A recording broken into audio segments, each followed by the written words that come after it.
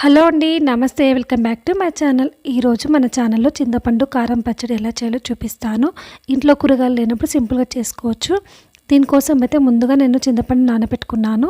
ఇప్పుడు ఒక mixie jar తీసుకొని ఈ చింతపండుని అందులోకి అయితే వేసుకుంటున్నాను.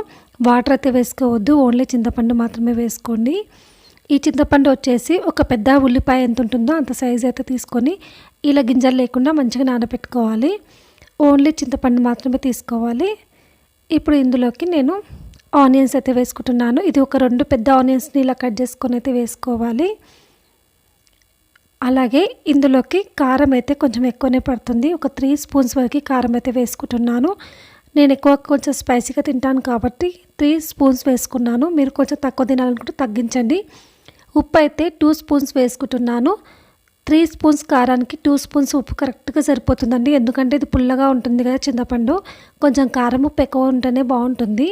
అలాగే దీంట్లోకి 1 స్పూన్ వరకు ధనియాల పొడి అయితే వేసుకుంటున్నా. ఇప్పుడు ఇందులోకి 4 వెల్లుల్లిపాయలు అయితే వేసుకోవాలి. ఇలా వేసుకున్న తర్వాత దీన్ని అయితే మెత్తని పేస్ట్లా చేసుకోవాలి. మరీ మెత్తగా అవసరం లేదండి. అక్కడక్కడ ఆనియన్స్ అయితే ఇలా పీస్లాగా అయితే రావాలి. అప్పుడే టేస్టీగా ఉంటుంది. ఇప్పుడు ఒక కడాయి తీసుకొని స్టవ్ మీద అయితే పెట్టుకున్నాను పోపు కోసమని. దీంట్లో ఒక 2 స్పూన్ల వరకు ఆయిల్ అయితే వేసుకుంటున్నాను. ఈ ఆయిల్ ఇటెక్కిన తర్వాత ఒక స్పూన్ వరకు జీలకర్ర ఆవాలు అయితే వేసుకోవాలి. ఇవన్నీ చిటిపల్లి ఆడిన తర్వాత కొంచెం మినపప్పు అయితే వేసుకుంటున్నా. అలాగే ఇప్పుడు ఇందులోకి ఎండుమిర్చి అయితే వేసుకోవాలి. అలాగే కొంచెం కరివేపాకు కూడా వేసుకుంటున్నా. కొత్తిమీర ఉంటే కొత్తిమీర కూడా వేసుకోండి. ఇప్పుడు దీంట్లోకి కలర్ కోసం కొంచెం పసుపు అయితే వేసుకుంటున్నా. ఇప్పుడు ఒకసారి కలిపేసుకోవాలి. ఇలా కలుపుకున్న తర్వాత స్టవ్ అయితే ఆఫ్ చేసుకుంటున్నాను. ఇప్పుడు ఇందులోకి మనం మిక్సీ పట్టుకున్న పచ్చడి ఉంది కదా అదైతే వేసుకోండి. ఇది వేడిగా ఉన్నప్పుడే వేసుకోండి. ఆనియన్స్ ఏమైనా పచ్చిగా ఉన్నా ఈ వేడిలో కరెక్ట్ సరిపోతుందండి. అంతే అండి, పచ్చడి అయితే రెడీ అయిపోయింది.